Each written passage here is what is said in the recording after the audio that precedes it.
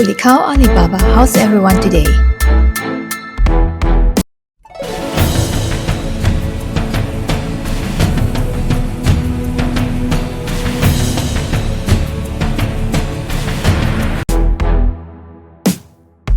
Sapa is a mountain town in northwest Vietnam.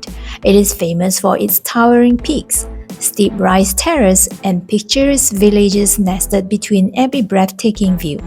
Great for people who love hiking and trekking. We booked Sapa 3 days, 2 nights with KLOOK. The package inclusive of all meals, hotel accommodation, activities, and transportations from Hanoi to Sapa for both ways.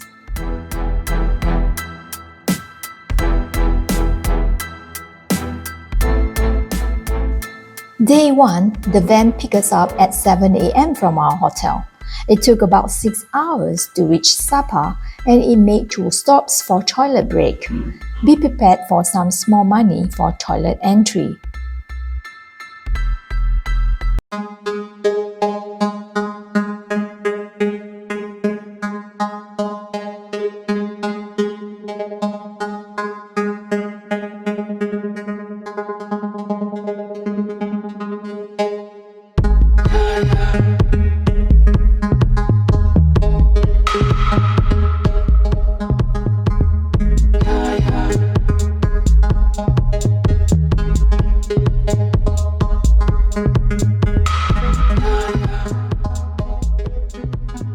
At around 1 to 2 p.m., we reached Sapa. The hotel we stay at is called Rosana Sapa Hotel. It is facing the mountain and 15 minutes walk to the Cat village.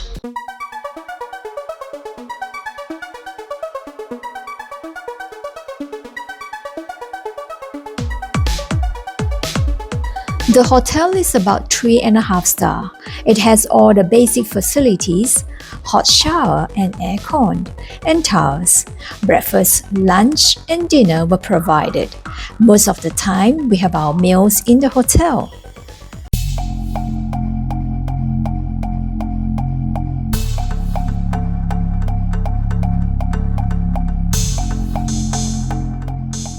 Day 1 activity was visiting the Cat village. An English-speaking guide was with us. There are about 20 of us together with other guests. The tickets were included in the package. The walk is about 15 minutes and there are a lot of steps to walk down to Cat village.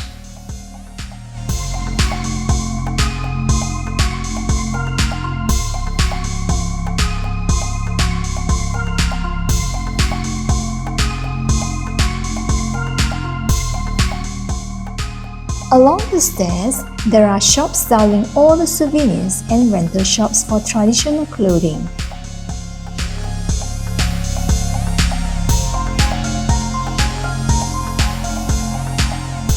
Cat village is an ethnic village of the Muang people. Muang are a subgroup of the Miao minority.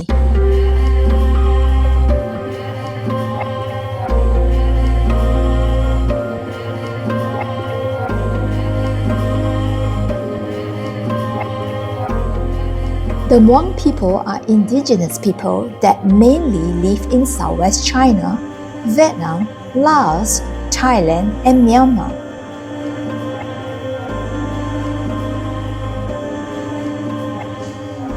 The Muang people here are black Muang. There are also green and white Muang, and it can be recognized from the clothing.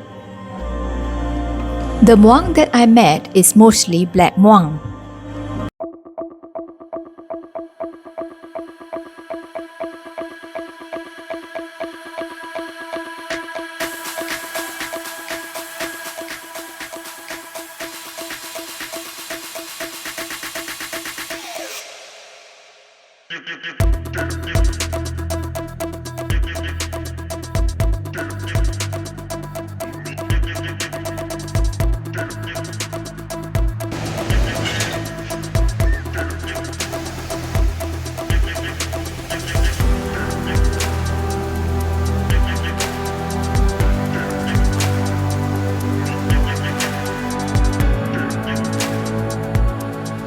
There is a cultural performance start at 5 p.m. and at the end of the show, tourists are asked to join the bamboo dance too.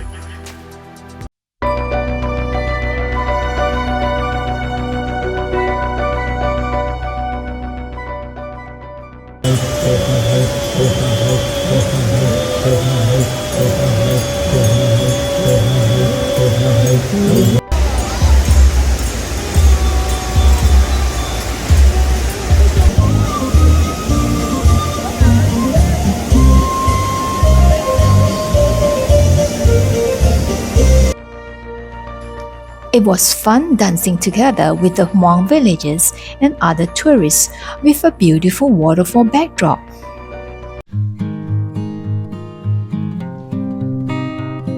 Day 2 was trekking with the Hmong guide and some villagers' children. Sapa is one of the best places to do trekking. The valley floor is filled with rice terraces that change from bright green to yellow, depending on the time of the year that you visit. The weather in Sapa is always wet. It was drizzling before we started our trekking. Luckily, there are raincoats stored in the hotel. We get some raincoats and rented rubber boots. The rubber boots was not comfortable, so please get your own trekking shoes. I got a plastic shoes protector from AliExpress, so my shoes were not totally wet when I step on the mud and cow dung. It is best if you could get a high-cut plastic cover so that it can cover more of your shoes. It is really helpful if you get a pair of plastic covers to wear on top of your trekking shoes or sport shoes. The wet season is from May to September. We were here in the month of June. It was pretty wet, but the rice paddies have the brightest green. We have about 10 people trekking together and a local Hmong guide was with us. She also brought along 10 other local teens to help her out. I wonder why there are so many locals following us. The trekking wasn't easy at all because the paths are quite muddy in some places. Also, there are uphill and downhill paths and mostly uneven. You certainly need some assistance to hold you walk through the difficult obstacles. I saw some trekkers' shoes were so wet from stepping on the muddy field. Luckily, my shoes were still not so wet yet because I have the plastic shoe protector. We had our lunch on top of the mountain. 3 dishes were served with white rice. After lunch, we continue our journey and it ends at around 2:30 p.m.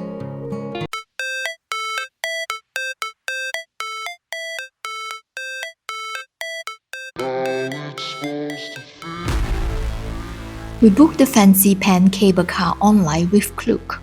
You can also book the ticket with the hotel and it is more flexible if you get the ticket from the hotel. If you book with KLOOK online, the time cannot be changed.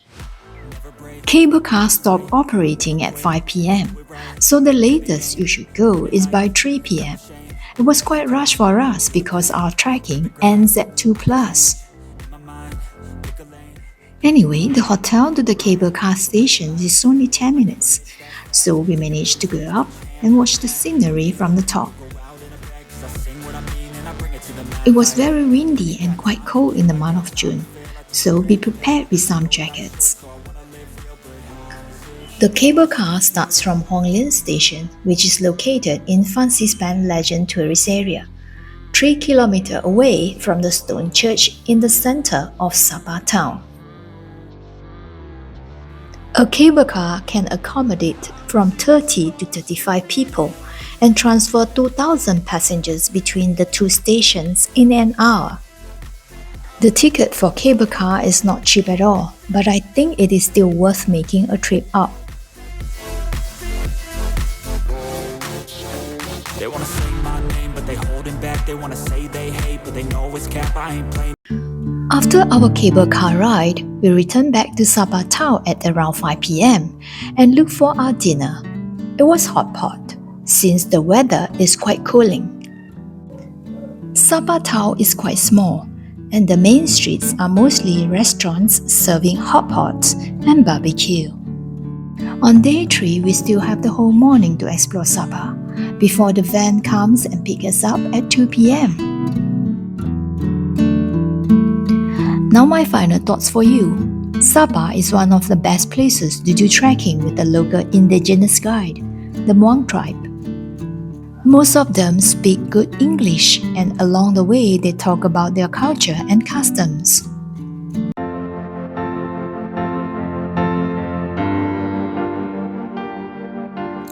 Do bring along a good pair of trekking shoes, and best if you could get the shoes protector. Else your whole shoes may get wet, as most of the paths in the village are very muddy and wet. The weather is quite wet, so get a raincoat. The guide made us stop in the village, so you can get some drinks and snacks. The trekking that we opted for is 10 km in the village, so it is not as tough as mountain trekking. The only advice I can give is go get the plastic shoe protector online before your trip to Sapa. You will thank me if you get one. Best if you go get the high-cut version. Well, I hope you enjoyed my Sapa trip. If you want to see more of my travel story, please subscribe to my YouTube channel. Thank you. Bye-bye.